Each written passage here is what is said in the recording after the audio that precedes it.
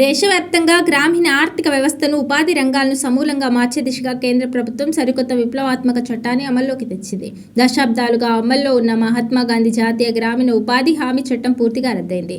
దీని స్థానంలో Viksit Bharat guarantee for Rozgar and Ajeevika mission (VBGRAMG) చట్టం నేటి నుంచి దేశవ్యాప్తంగా అధికారికంగా అమలు కానుంది. గతంలో ఉపాధి హామీ కింద 100 రోజుల పని దినాలు కల్పించగా, ఈ నూతన చట్టం ప్రకారం ప్రతి ఆర్థిక సంవత్సరంలో అర్హులైన ప్రతి గ్రామీణ కుటుంబానికి ఏకంగా 125 రోజుల వేతన ఉపాధికి చట్టబద్ధమైన హామీ లభించనుంది. కేవలం శారీరక శ్రమతో కూడిన ఉపాధి మాత్రమే కాకుండా గ్రామీణ ప్రాంతాల్లో స్థిరమైన ఆదాయం, నీటి వనరుల సంరక్షణ, డిజిటల్ భౌతిక మౌలిక సదుపాయాల నాణ్యమైన అభివృద్ధిపై ఈ చట్టం ప్రత్యేక దృష్టి సారిస్తుందని కేంద్ర గ్రామీణాభివృద్ధి శాఖ తెలిపింది. ఈ ప్రతిష్టాత్మక పథకానికి కేంద్ర రాష్ట్ర ప్రభుత్వాలు 60:40 నిష్పత్తిలో నిధులను భరించనున్నాయి.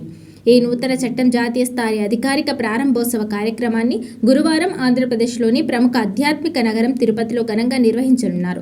ఏపీలో ఈ చట్టాన్ని తక్షణమే సమర్థవంతంగా అమలు చేయాలని ముఖ్యమంత్రి చంద్రబాబు నాయుడు నేతృత్వంలోని ఎన్డీఏ కూటమి ప్రభుత్వం ఇప్పటికే కీలక నిర్ణయం తీసుకుంది. మరోవైపు ఈ చట్టాన్ని తెలంగాణ రాష్ట్రంలో అమలు చేయాలా వద్దా అనే అంశంపై తీవ్ర సందిగ్ధత నెలకొంది. ఈ పథకంలో రాష్ట్ర ప్రభుత్వం 40% నిధుల వాటా భరించాల్సి ఉండడంతో దీనివల్ల రాష్ట్ర ఖజానాపై అదనపు ఆర్థిక భారం పడుతుందని తెలంగాణ ప్రభుత్వం భావిస్తోంది.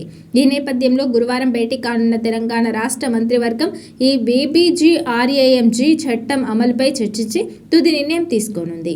ఏదేమైనప్పటికీ ఈ నూతన చట్టం గ్రామీణ భారతదేశాన్ని మరింత శక్తివంతం చేసి వికసిత్ భారత్ సాధనలో కీలక మైలురాయిగా నిలుస్తుందని కేంద్రం ధీమా వ్యక్తం చేస్తోంది.